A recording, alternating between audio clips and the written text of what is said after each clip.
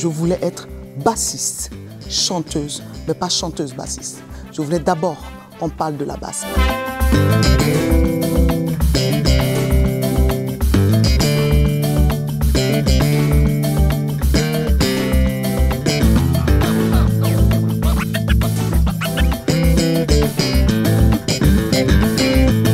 J'ai commencé la musique à l'âge de 8 ans dans mon village à Divo, au centre-ouest de la Côte d'Ivoire. Et il y avait le groupe Ouya qui s'était installé à Divo. Et Marcelin Yassé, les membres des gens du groupe Ouya, Konia Frodjo et Konia François sont venus voir mes parents pour que j'intègre le groupe Ouya. Parce qu'à partir du moment où je commençais à jouer au tambour, j'étais un petit peu la petite star de Divo. Et c'est comme ça, dans les années 80, j'intègre le groupe Ouya. Et Marcelin Yassé était le chef d'orchestre. Et un très grand musicien, un musicien brillant, qui connaissait super bien l'harmonie. Il jouait à tous les instruments, la basse, la guitare, le clavier. Et on m'a confié à lui. Et c'est lui qui m'a appris le solfège, les premières notes en musique.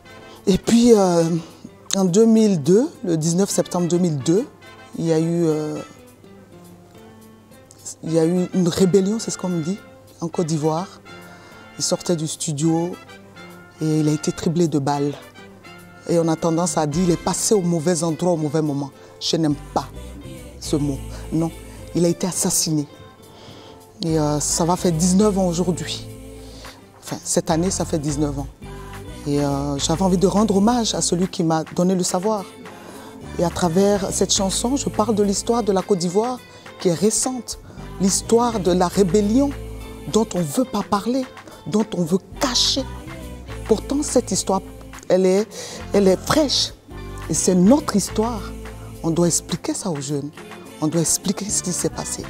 Et aussi, on doit faire des enquêtes pour voir ce qui s'est passé.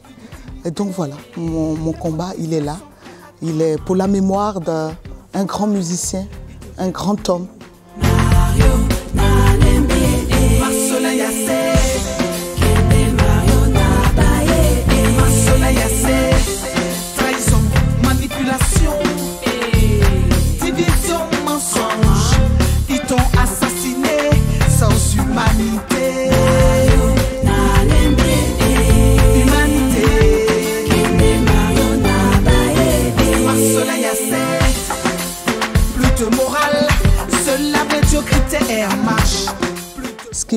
Ce qui m'a plu dans cette chanson et ce qui me plaît, ce sont les polyrythmiques des guitares. Et donc quand on voit un peu mon arrangement, je commence par les guitares. Et je commence par les vents pour apporter ce côté ancien. Je ne voulais pas juste faire une rumba. Je voulais faire une rumba qui parle, qui dit les choses. Et aussi, c'est une chanson que Marcelin Yassé aimait beaucoup. Et justement, j'avais envie de dire dans cette rumba où on a tendance à danser, aussi dire les choses.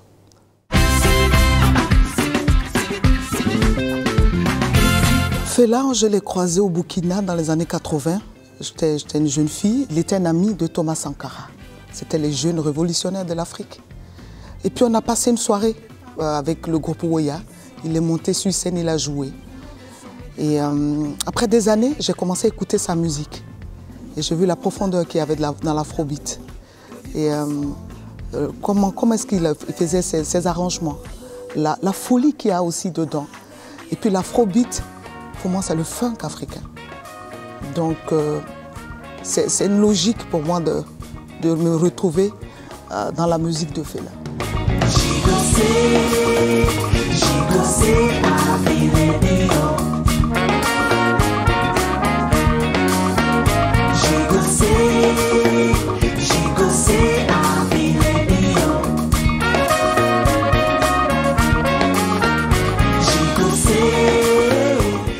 Quand j'étais enfant, ma grand-mère disait que quand je dormais, je tapais sur ma poitrine, je jouais les rythmes. Et je pense qu'aussi c'est pour ça qu'elle m'a laissée, parce que dans la tradition du bois, je viens du centre-ouest de la Côte d'Ivoire, la femme n'avait pas cette approche-là.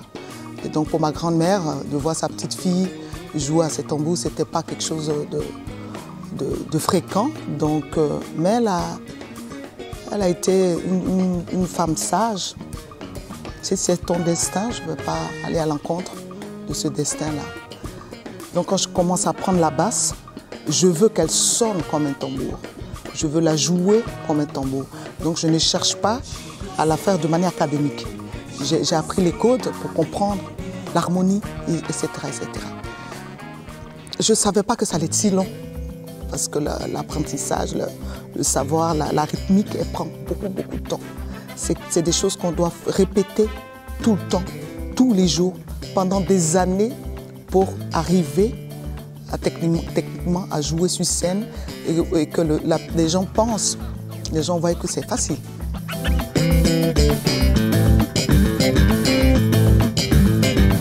Je voulais être bassiste, chanteuse, mais pas chanteuse-bassiste. Je voulais d'abord qu'on parle de la basse. On pense que je suis américaine parce qu'il n'y a pas beaucoup de femmes africaines qui font du funk, qui mélangent la musique comme je le fais. Donc voilà, il y a beaucoup plus d'américaines, il y a de plus en plus de femmes bassistes qui sont des grandes musiciennes. Voilà.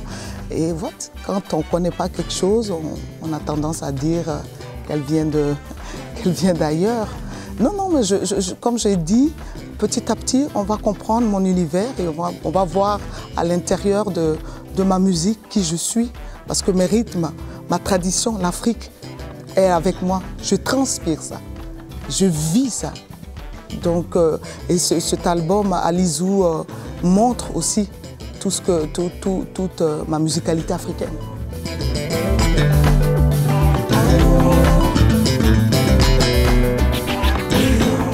Il était mon père, mon ami, mon conseiller.